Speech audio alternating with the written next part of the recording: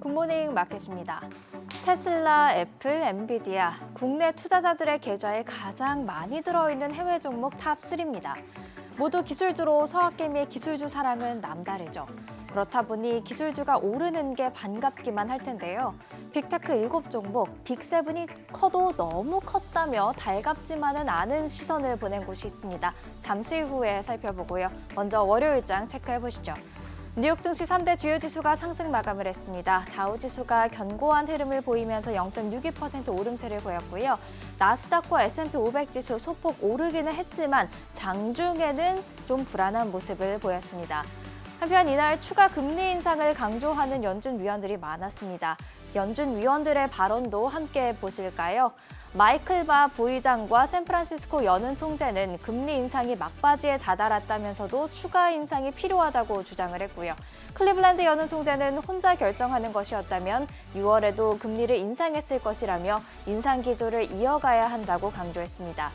애틀랜타 연은 총재만이 추가 인상 없이 한번 기다려볼 수 있겠다라고 이야기를 했는데요. 연준 위원들의 발언과 함께 뉴욕 연은이 조사한 기대 인플레이션도 발표가 됐습니다. 함께 보실까요? 1년 기대 인플레가 3.8%로 2021년 4월 이후 최저 수준을 기록했다는 점 주목할 만합니다. 기다려보자는 보스틱 총재의 말에 힘을 실어줄 수가 있죠.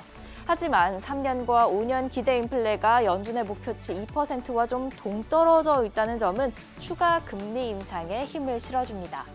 현지 시간 12일에 발표되는 소비자 물가지수가 시장의 방향키가 될 것으로 보이는 가운데 현재 CME 패드워치에 따르면 시장은 올해 한 차례의 추가 인상만을 반영하고 있습니다.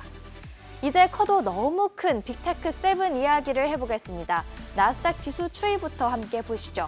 장주 등락을 반복하면서 좀 불안한 모습을 보였습니다. S&P 500 지도도 함께 보실까요? 이 지도를 보시면 하락한 종목이 많지는 않은데요. 비중이 큰 빅테크가 하락하는 모습이었습니다. S&P 500 지수 불안한 이유, 이렇게 대형주, 빅테크들이 하락했기 때문으로 풀이가 됩니다.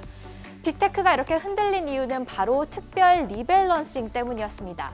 나스닥은 7개 빅테크가 나스닥 100 지수에 과도한 영향을 끼치는 것을 해결하기 위해 오는 24일 개장 전에 빅테크의 가중치를 재분배하는 특별 리밸런싱이 예정돼 있다고 밝혔습니다.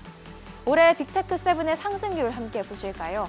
엔비디아, 메타, 테슬라가 100% 이상 올랐고요. 아마존과 애플은 50%대, 그리고 마이크로소프트와 알파벳은 30%대 상승률을 기록했는데요. 빅테크 주가가 이렇게 급등하면서 몸집이 불자 100개의 비금융 우량주만을 모아놓은 나스닥 100 지수마저도 빅7을 버겁게 느낀 겁니다. 그도 그럴 게 이들 빅7이 나스닥 100 지수 내에서 차지하는 비중이 55.5%나 되는데요.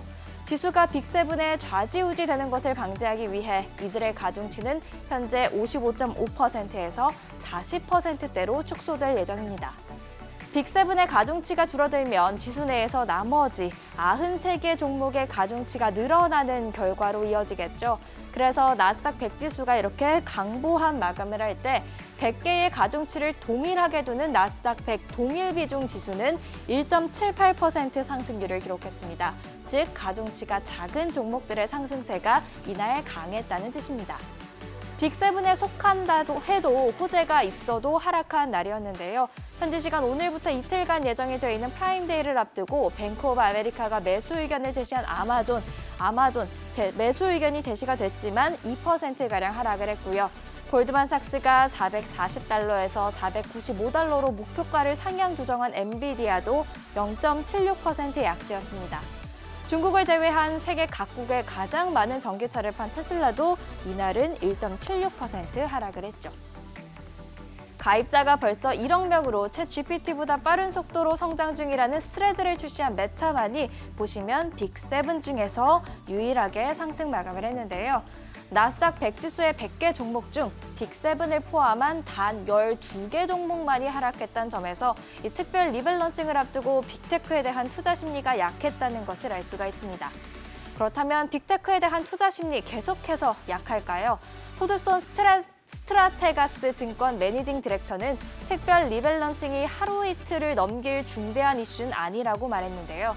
나스닥 100 지수 가중치 재조정으로 ETF 등 관련 상품들도 리밸런싱이 되면서 빅테크 주가의 변동성이 생길 수는 있겠지만 결국 이들의 주가는 실적 그리고 통화정책 영향을 받을 것으로 보입니다. 비트코인은 현재 오전 8시 기준으로는 4천만 원 선에서 거래가 되고 있습니다. 달러로는 3만 달러인데요. 스탠다드 차타드는 비트코인 가격이 올해 5만 달러, 내년 말에는 12만 달러까지 오를 것으로 전망을 했습니다. 국제유가는 추가 금리 인상 우려의 하락세를 보였지만 공급 우려도 여전해서 하락폭은 1%로 좀 제한되는 편이었습니다. 6월 소비자 물가지수 발표를 앞두고 2년물과 10년물 국채금리는 하락세를 보였습니다. 지금까지 굿모닝 마켓이었습니다.